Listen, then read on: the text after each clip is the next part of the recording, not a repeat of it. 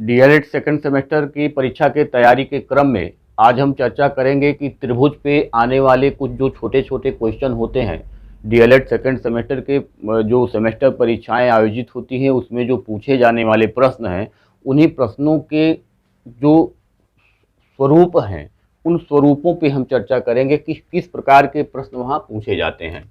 तो जैसे पहले यहाँ हमने देखा कि पहला क्वेश्चन है कि त्रिभुज का क्षेत्रफल ज्ञात कीजिए जिसका आधार 5 सेंटीमीटर और ऊंचाई 8 सेंटीमीटर हो।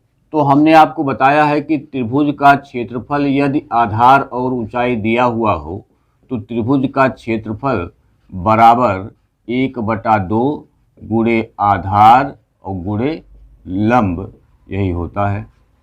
तो 1/2 आधार दिया हुआ है 5 और लंब दिया हुआ है 8। 2 से काटेंगे 8 को 4 बार में कट जाएगा और 5 चौके 20 वर्ग सेंटीमीटर यही आंसर हो जाएगा। 20 वर्ग सेंटीमीटर यही पहले क्वेश्चन का आंसर हो जाएगा। यानी आधार और ऊंचाई अगर दिया हुआ है तो हम इस प्रकार से उसको सॉल्व कर सकते हैं। समबाहु त्रिभुज का भुजा दिया हुआ है 6 सेंटीमीटर, क्षेत्रफल और ऊंचाई ज्ञात करना है। तो अगर हम क्षेत्रफल की बात करें तो समबाहु त्रिभुज का जो क्षेत्रफल होता है, समबाहु त्रिभुज का क्षेत्रफल, इसका जो फार्मूला होता है √3/4 गुणे भुजा का स्क्वायर होता है। समबाहु त्रिभुज का क्षेत्रफल का जो फार्मूला होता है √3/4 गुणे भुजा का स्क्वायर होता है। अब यहीं पे हम कहेंगे कि √3/4 और भुजा दिया हुआ है 6 गुणे 6 हो गया। ये हो गया √3/4 और गुणे 6 हो जाएगा 36। 4 9 36 यानी कि 9√3 वर्ग सेंटीमीटर। ये तो आ गया इसका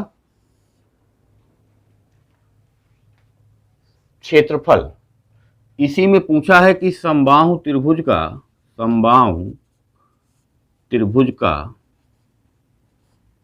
की ऊंचाई, तो ये होता है √3/2 गुणे भुजा। √3/2 गुणे भुजा ये समबाहु त्रिभुज की जो है वो ऊंचाई होती है। तो √3/2 और भुजा 6 था तो हमने 6 लिख दिया, यानी 2 तिहाई 6, 3√3 सेंटीमीटर ये आ गया उसकी ऊंचाई। ये दूसरे क्वेश्चन का आंसर हो गया। तीसरे क्वेश्चन को अगर देखें,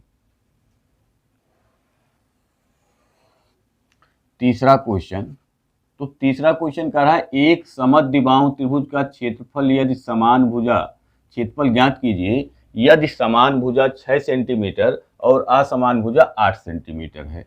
यानी यहाँ क्या दिया हुआ है कि ए बराबर 6 सेंटीमीटर और बी बराबर 8 सेंटीमीटर, और ये त्रिभुज किस प्रकार का है, समद्विबाहु त्रिभुज, यानी कि समद्विबाहु त्रिभुज ये है। तो ए समान भुजाएं होती हैं और बी जो असमान भुजा होता है वह होता है। अब हम समद्विबाहु त्रिभुज का जब क्षेत्रफल निकालेंगे तो समद्विबाहु त्रिभुज का क्षेत्रफल बराबर b/4 √4a² minus b²। b/4 4a² minus b²।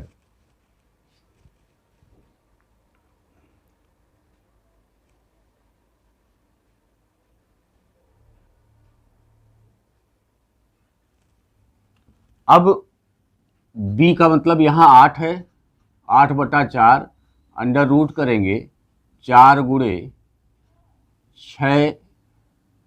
6 minus 8 गुणे 8, 8/4 अंडर रूट 36 चौका 144, 8 अठाएँ 64, 4 दूनी 8, ये 2 कट गया तो 2 हो गया और अंडर रूट आ गया 80 को हम लिख सकते हैं तो √4 गुणे 4 गुणे 5, 4 चौके 16 पचे 80, और ये हो जाएगा 2 गुणे 1, 4 बाहर आ जाएगा √5, और ये हो जाएगा 4 दूनी 8 √5 सेंटीमीटर स्क्वायर, और यही हमारा क्या होगा, आंसर हो जाएगा। तो इस प्रकार से हम देख रहे हैं कि फार्मूले पे रख करके डायरेक्ट अगर फार्मूला याद है तो हम उसको सॉल्व कर सकते हैं, अन्यथा हमको समस्या हो सकती है। चौथा क्वेश्चन अगर हम देखें तो चौथा क्वेश्चन पूछा है कि एक त्रिभुज का क्षेत्रफल 216 सेंटीमीटर है, आधार 36 मीटर है, 36 मीटर है, तो ऊंचाई ज्ञात कीजिए। क्षेत्रफल 216 मीटर, आधार 36 मीटर, तो ऊंचाई ज्ञात करना है। चौथे क्वेश्चन को अगर हम कहें कि त्रिभुज का क्षेत्रफल बराबर 1/2 आधार गुणे ऊंचाई।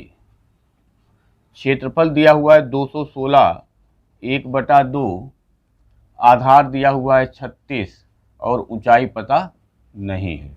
2 से काटेंगे 18 बार में ये कट जाएगा, तो 216 और 18 को इधर भेजेंगे तो भाग हो जाएगा, यही बराबर ऊंचाई हो जाएगा।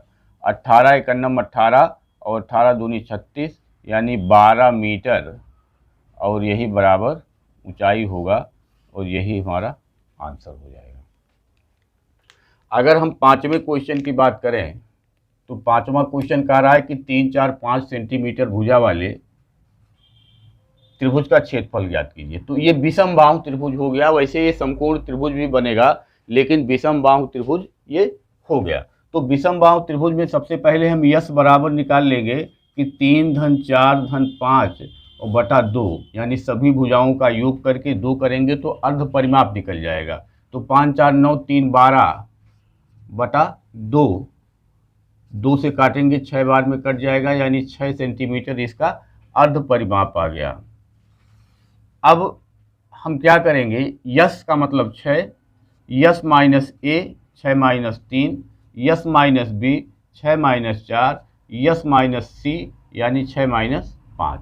यहाँ ए बी सी, ए 3 है, बी 4 है और सी 5 है, तो ए बी सी की जगह पे हमने 3, 4, 5 रख दिया, और यश की जगह पे हमने 6, 6, 6 रख दिया। अब इसको अगर हम सॉल्व करें तो 6 गुणे 6 में से 3 गया 3, गुणे 6 में से 4 गया 2, 6 में से 5 गया 1, ये हो गया। 6 को लिख सकते हैं 2 गुणे 3 गुणे 3 गुणे 2 और गुणे 1। 3 का जोड़ा बना और 2 का जोड़ा 1 बना, तो बाहर होगा तो ये 2 गुणे 3 हो जाएगा, और 2 गुणे 3 माने 6 वर्ग सेंटीमीटर, यही आंसर हो गया।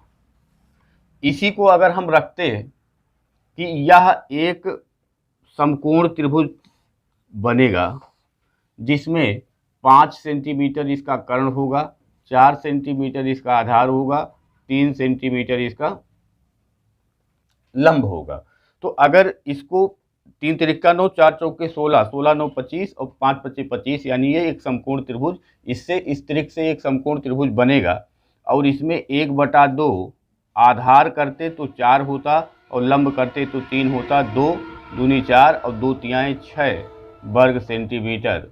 यहाँ भी आंसर हमको मिल जाता, जब हम समकोण त्रिभुज मान करके इसको लगाते तब भी वही आंसर आता, और इसको हम विषम बाहु त्रिभुज मान के लगाए हैं तब भी वही आंसर आया है। तो इस प्रकार से आप देखेंगे कि छोटे छोटे क्वेश्चन ही आपके यहाँ पूछे जाते हैं।